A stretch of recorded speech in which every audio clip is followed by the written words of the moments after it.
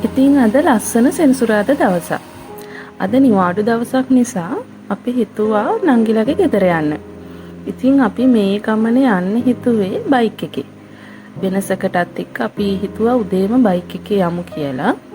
ඉතින් දුවයි පුතයි දෙන්නම ඉන්න හින්දා පුතා අපිත් එක්ක යන්නේ බයික් එකේ. මමයි මහත්තයයි පුතයි. දුව අම්මයි තාත්තයි එක්ක ඒ කට්ටිය වෙනම බයික් එකේ එනවා. ඉතින් අපි මේ ගමනේ යන්නේ පින්නවල හරහා.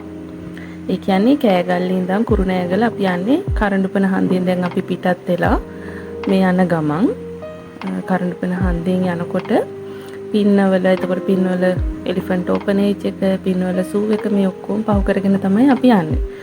ඉතින් ඔයාලට දැන් කෑගල්ලේ කුරුණෑගලින් අය නම් මේ පාර අලුත් පාරක් නෙවෙයි. ඉතින් කෑගල්ල කුරුණෑගල පිට ඉන්න අයට මේ පාරෙන් යන්න ඉතින් පින්නවල සූ එකට යනවා නන්නේ.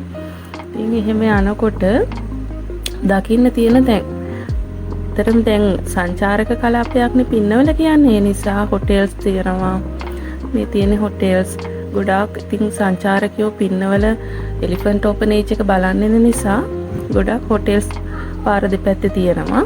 ඉතින් මෙතනත් තියෙන හොටෙල් එකක්. ඉතින් ඔයාලට අපි හිතුවා බයික් එකේ යන ගමනේදී දකින්න තියෙන විශේෂ ස්ථාන ටික ඔයාලට පෙන්වන්න. ඇත්තටම අපි යන්නේ මේ සූ එකටවත් ඕපනේජ් එකටවත් නෙවෙයි. අපි යන්නේ කුරුණෑගල. ඉතින් යන්නේ පින්නවල හරහා. මේ තියෙන්නේ මේ තැන විශේෂයි. මෙතන තමයි අලිබෙටිවැලි කඩදාසි හදලා ඒ කඩදාසි පිට රට යවනේ ෆැක්ටරි එක තමයි එතන තියෙන්නේ. මම කැම්පස් එකේ හිටපු කාලේ මම ප්‍රොජෙක්ට් එකක් කරා ඒ සම්බන්ධව. ඒක නිසා මට ඒ ෆැක්ටරි එක ඇතුළට ගිහිල්ලා බලන්න පුළුවන් වුණා කොහොමද ඒ අලිබෙටි වලින් කඩදාසි හදන්නේ කියන එක.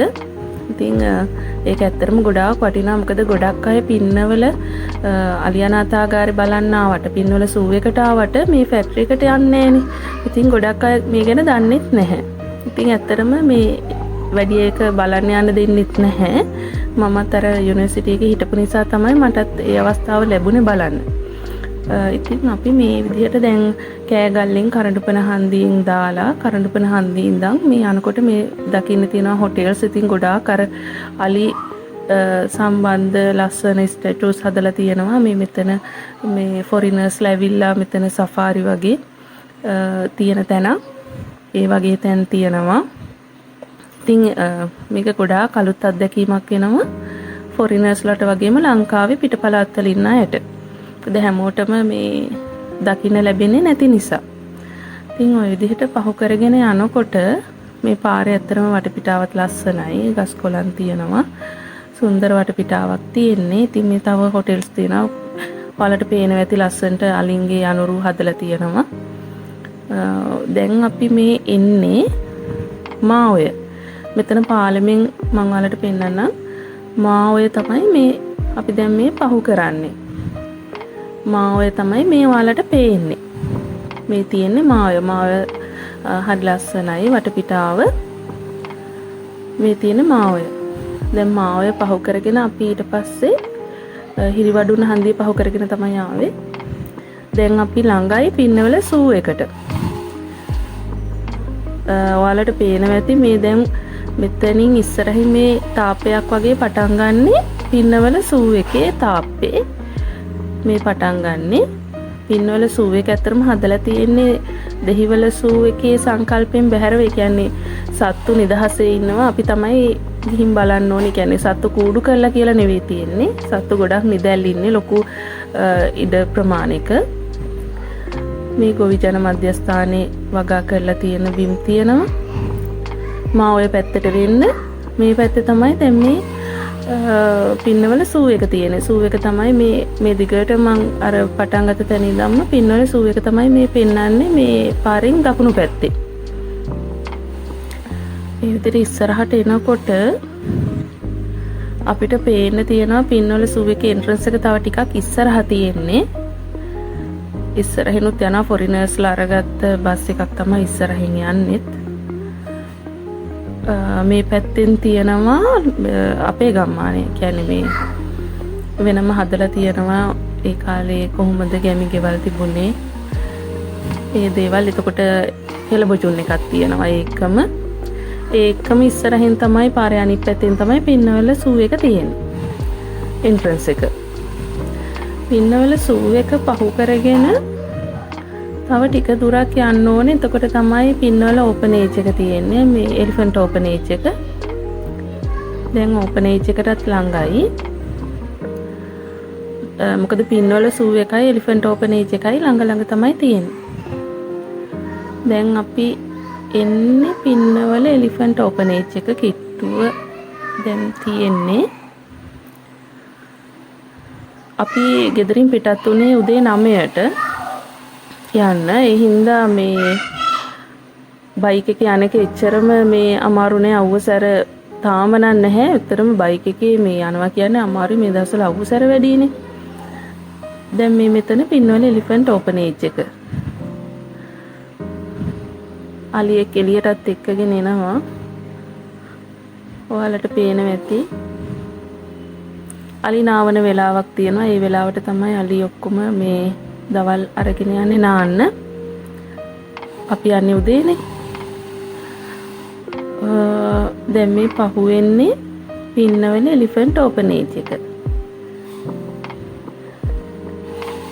ගොඩාක් අදත් ලංකාවේ අයත් ගොඩක් ඇවිත් හිටියා උදේමත් මේ ඕපන් ඒජ් එක බලන්න දැන් ගොඩක් ෆොරිනර්ස්ලාත් එනවා ෆොරිනර්ස්ලාත් ලංකාවේ අය හැමෝම එනවා ගොඩක් මේ ඕපන් ඒජ් එක බලන්න දැන් අපි ඕපන් ඒජ් එක පහු කරගෙන මෙතනින් ඉවරයි ඕපන් ඒජ් එක පහු කරගෙන ඉස්සරහට යන ගමන් ඉන්නේ අපි කුරුණෑගල යන්නේ ඇත්තටම මේ රඹුක්කනට ගිහිල්ලා රඹුක්කනින් කටුපිටිය පාරේ ගිහින් ෂෝට් කට් එකක් තියෙනවා ඒ පාර ගිහින් තමයි අපි යන්නේ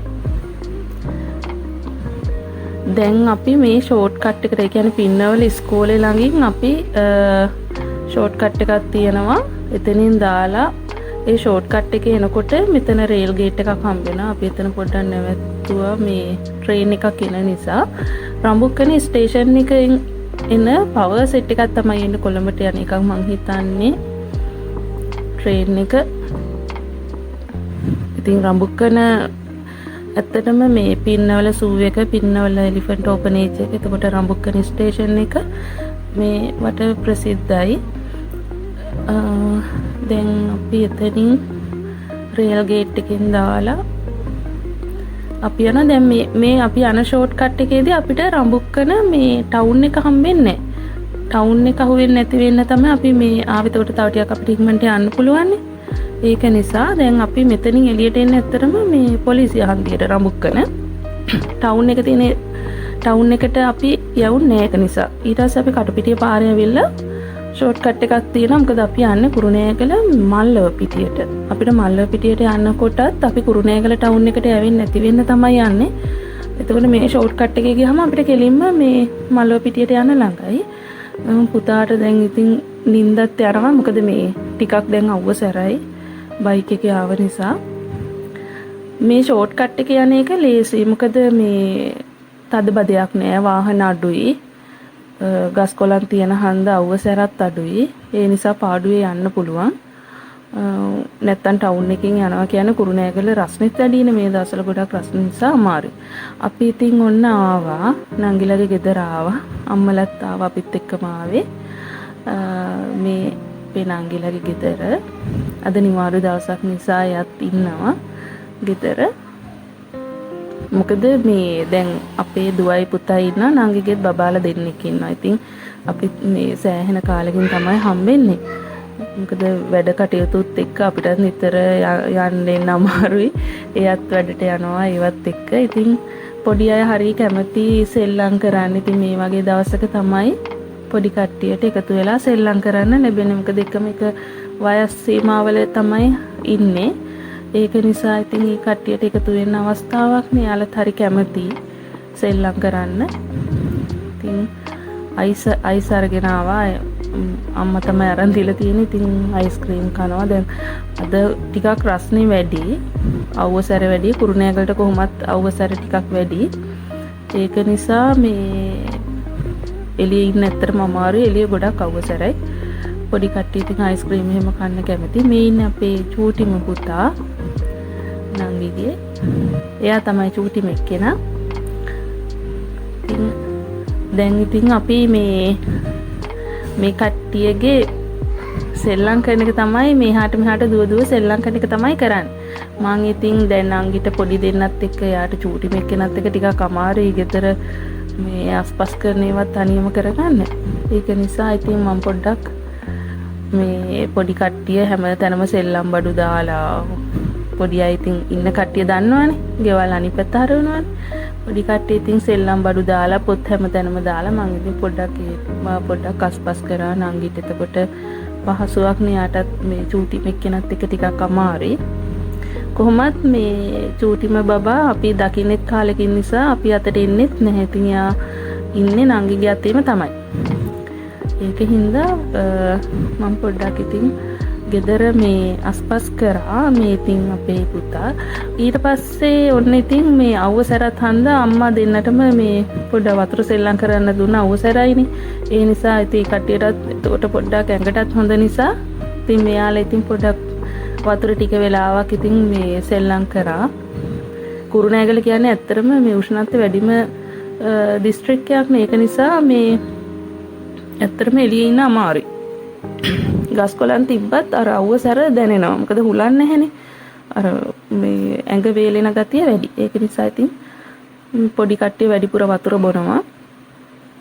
නාන්න කැමති.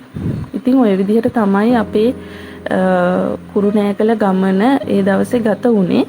ඉතින් මං හිතනවා ඔයාලා මේ වීඩියෝ එකට කැමති ඇති කියලා. මොන හරි අඩුපාඩු තියෙනවා නම් ඒ ගැනත් කියන්න කමෙන්ට් එකක් දාන්න.